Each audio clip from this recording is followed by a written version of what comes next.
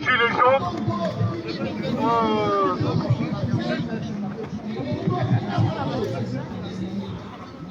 il a été atteint qu'on s'appelle d'un jet de bombes lacrymogènes. Tout le monde a bien vu comment qu'une personne en quelques minutes, en quelques secondes, ça peut transformer toute sa vie. C'était une manifestation dite déclarée, une fois de plus interdite par la préfecture. C'était quand même nos amis qui sont là-bas aujourd'hui à Valenciennes, c'est-à-dire notre ami Fauzi et Priscilla qui ont déclaré la manifestation, qui aujourd'hui sont à Valenciennes pour le soutenir.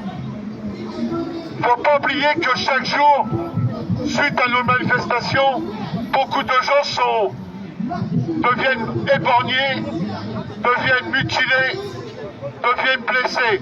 Rien pour les Gilets jaunes. Depuis 2018, on a eu 28 éborgnés, 6 mutilés. On a eu des dizaines de blessés. Et tout ça dans l'indifférence totale. Aucun fonds d'indemnisation n'a été mis en place de manière à ce qu'une personne blessée ou mutilée puisse avoir des soins corrects. C'est souvent la famille qu'ils ont financé. L'IGPN, n'en parlons pas, puisqu'aujourd'hui, seul un ministère peut déposer plainte. Mais s'ils ne font pas, malheureusement, les affaires deviennent sans suite. Comment se fait-il que cette France, qui s'est soulevée le 17 novembre 2018, n'occupe pas la place publique plus régulièrement pour nos blessés et nos mutilés? Il y a un gros problème. Alors moi je dis à ce Macron, on est là et on ne lâchera pas. À travers sa gestion désastreuse de la crise sanitaire, la France fait aujourd'hui l'expérience de ce que nous, les Gilets jaunes, dénonçons chaque samedi. Nous sommes sortis manifester le 17 novembre 2018 pour demander justice fiscale et sociale sur les ronds-points et dans les rues. Nous avons fait l'expérience de la fraternité. Nous pensions exercer nos droits. Nous imaginions que notre voix serait entendue. Mais nous sommes heurtés à un mur. Le gouvernement nous a méprisés et diffamés. Foule haineuse, casseurs, racistes, antisémites, la répression fut sans précédent. On a eu des morts, comme Zineb, comme Chantal Mazet. N'oubliez pas Chantal Mazet, c'est la première fois sur un rond-point le 17 novembre 2018.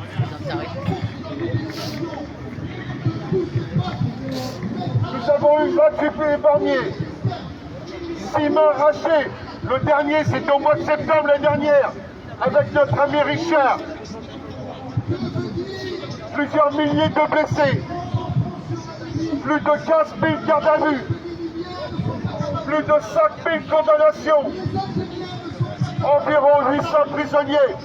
Voici le lourd bilan de 3 ans d'action que nous avons fait pour une liberté sociale et fiscale. Un bilan effroyable au nom des valeurs républicaines assénées par une classe politique. Nous avons démontré que la démocratie affichée était un leurre, que le pouvoir n'appartient ni au peuple, ni même à ses représentants, mais aux oligarques, dont la puissance financière est sans limite.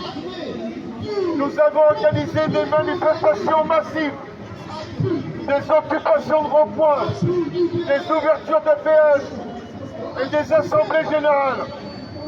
Nous avons répondu au grand débat par le vrai débat, par 1 million de participants.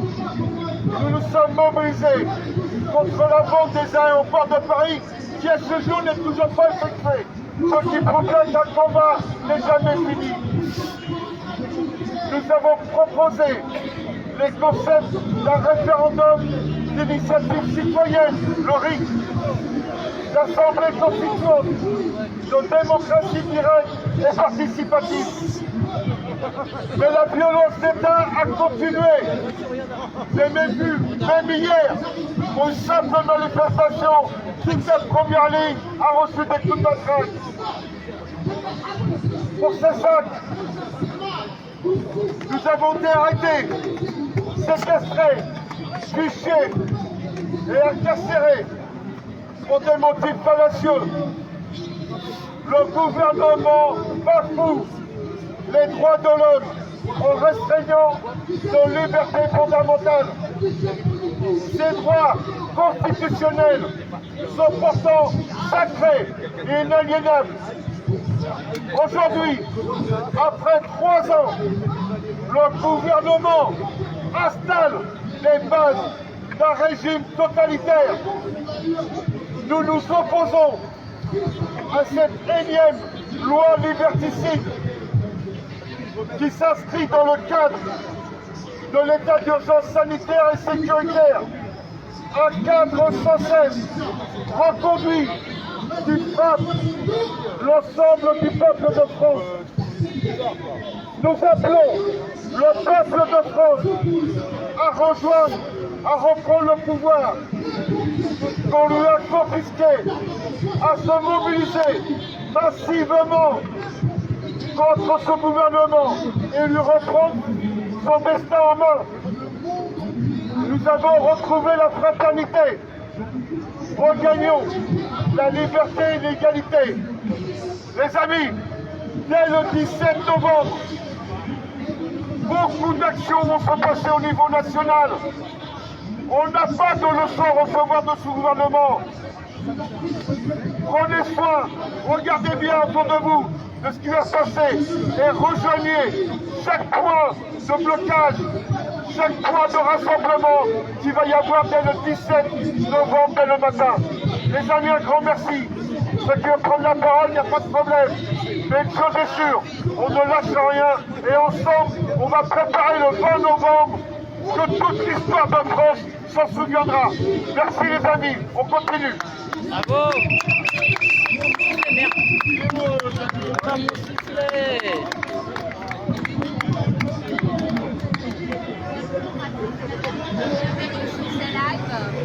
On est dimanche à la place de l'Arc.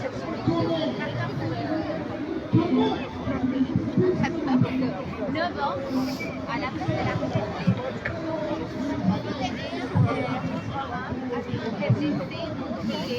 Depuis les 17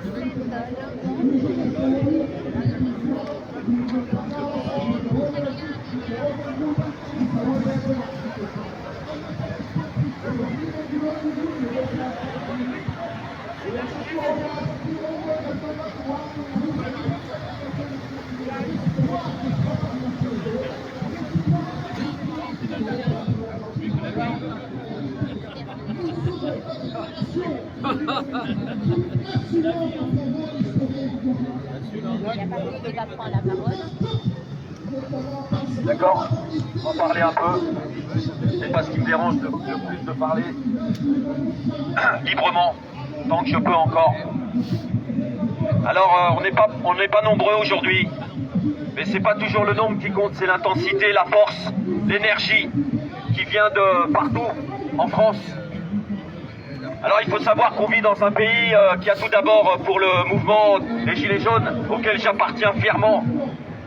Ce mouvement, j'appartiens à ce mouvement par excellence, car pour moi, c'est la signification même de la France, aussi bien dans les petits ronds-points, dans les petits villages, que dans toutes les villes de France, mais également Paris.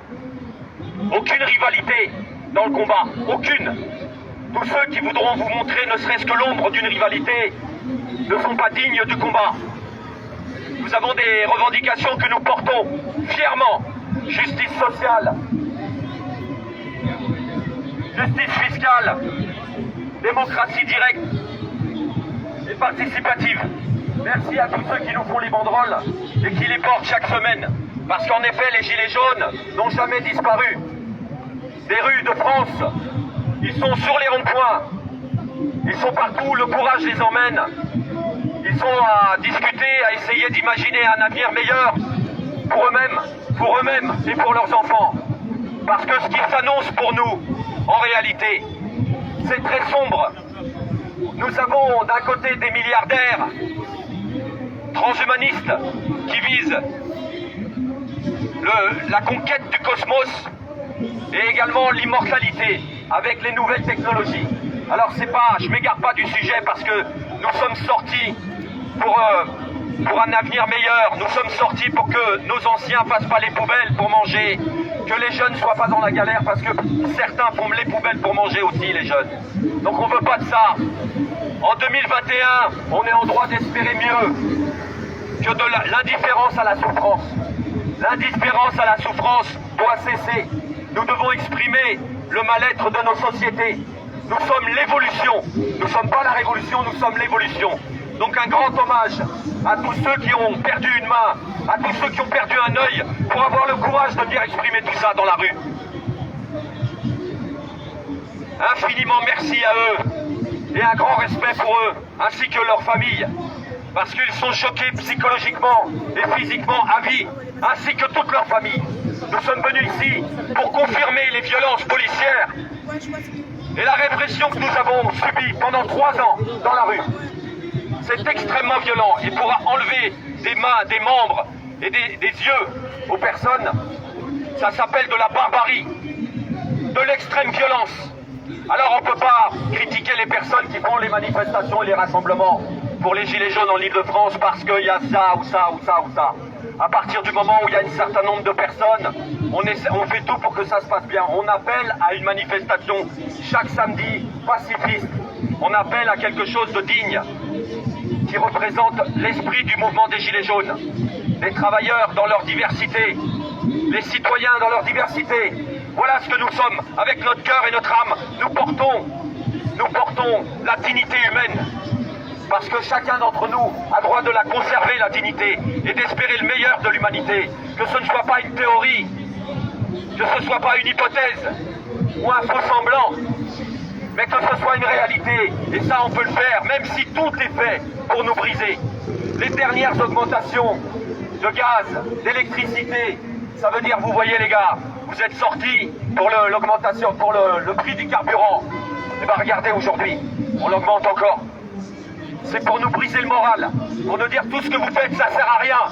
Et bien nous, à chaque fois qu'il faudra dénoncer de l'abus de pouvoir, dénoncer des violences, dénoncer des mensonges, on sera présent. Comme dirait l'Allemand, et je confirme ici, on n'est pas du même camp. On n'est vraiment pas du même camp, ni d'hier, ni d'aujourd'hui, ni de demain.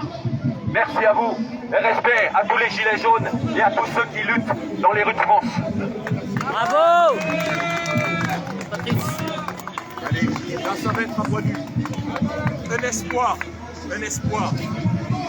Non, c'est pas grave. Je peux pas, moi. Merci. Merci. Bon, un espoir, ce n'est pas en France, mais c'est au Chili. Au Chili. Donc, il faut savoir que Pinochet, en 1989, quand il a quitté le pouvoir, même s'il a quitté le pouvoir, sa constitution est restée en place malgré des élections libres qu'il y a eu. Il y a eu des mobilisations il y a quelques années de lycéens et de beaucoup de secteurs au Chili. Et maintenant, une assemblée constituante a été élue justement pour en finir avec cette constitution de Pinochet. Et il faut savoir que le régime Pinochet au Chili a été le laboratoire du système néolibéral que nous connaissons maintenant. Et j'espère qu'au Chili, quand ils auront cette nouvelle constitution, que le monde pourra, qu'ils seront capables de mettre en place une autre société, que le monde entier puisse les regarder.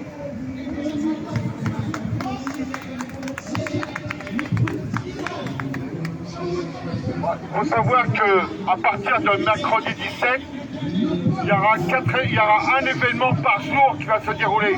Il va se passer un événement le 17, un gros événement le 18 devant le ministère de la Santé avec les soignants, les infirmiers, les médecins. Il y aura ensuite un événement pour nous qui sommes de Paris qui va se dérouler à Montreuil.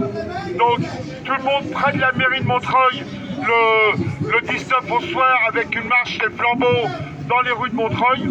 Donc c'est prévu par rapport à tous les gilets jaunes qui organisent ça sur Montreuil. Et le 20, ça sera le grand rassemblement. Alors, pour l'instant, il y a un rassemblement de nos amis de province qui se donnaient rendez-vous le matin à 10h à Bastille. Donc tout ça, ça a confirmé. Mais ensuite, il y aura le cortège, le grand cortège unitaire qui aura lieu à partir de midi et avec un départ du cortège à 14h à Birakem. Donc pour l'instant, on attend toutes les confirmations pour pouvoir vous mettre tous au courant et de manière qu'un maximum de personnes puissent participer. Dès maintenant, il faut partager sur les réseaux que le 17, 18, 19 et 20 novembre, il y aura des actions tous les jours.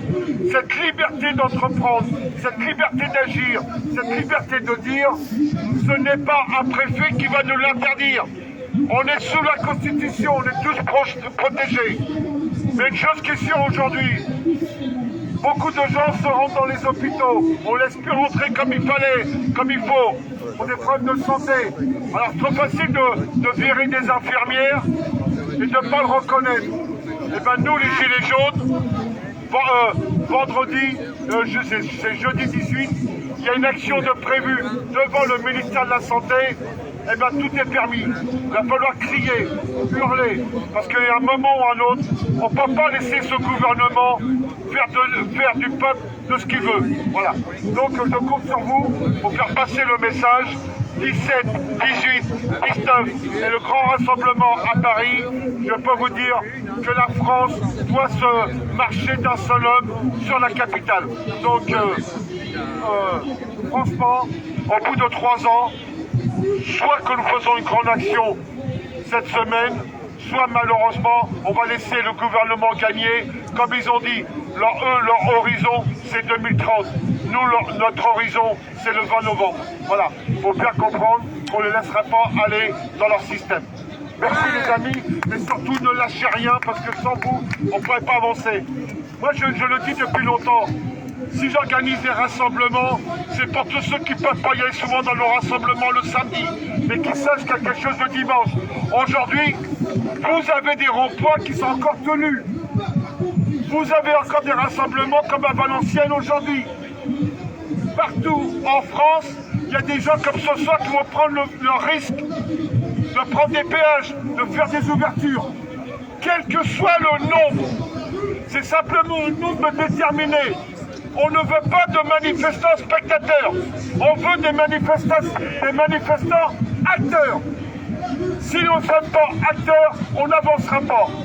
Alors cette soumission, se plier, courber les chines, ce n'est pas dans mes gènes. Jamais. Voilà, jamais. Et si on lâche rien, c'est ensemble. Merci les amis, et surtout ne lâchez rien. Bravo.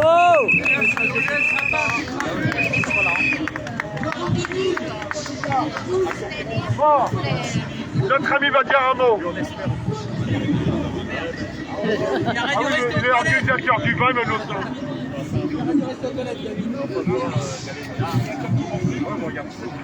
C'est où? Ouais. Alors aujourd'hui, Jean-Christian Valentin en fait a déclaré un hommage pour nos blessés, pour nos mutilés et nous incarcérés. Je vous rappelle les chiffres.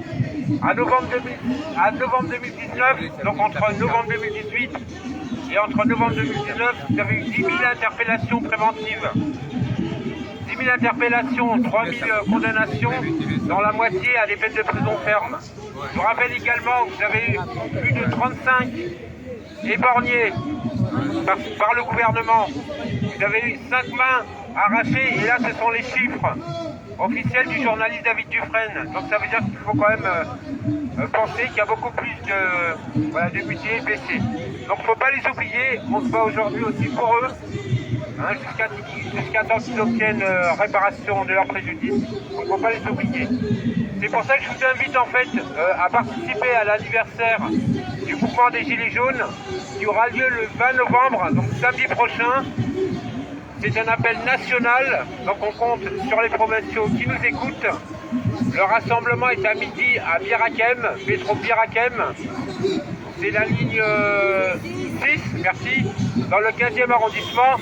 Et en principe, l'arrivée, c'est à Trinité. Le parcours est susceptible de modification, mais de toute façon, on vous informera par les réseaux sociaux. Ce qui est important, c'est de porter vos revendications, les revendications premières du mouvement des Gilets jaunes. C'est un événement important, puisque l'année dernière, il n'y a pas eu de deuxième anniversaire. Et c'est un événement important également parce que dans quelques mois, il y a la présidentielle. Donc, il faut vous mobiliser. Merci. Bravo. On lâche rien, ouais. On a. Ça y est, là. Je goûte. Ok.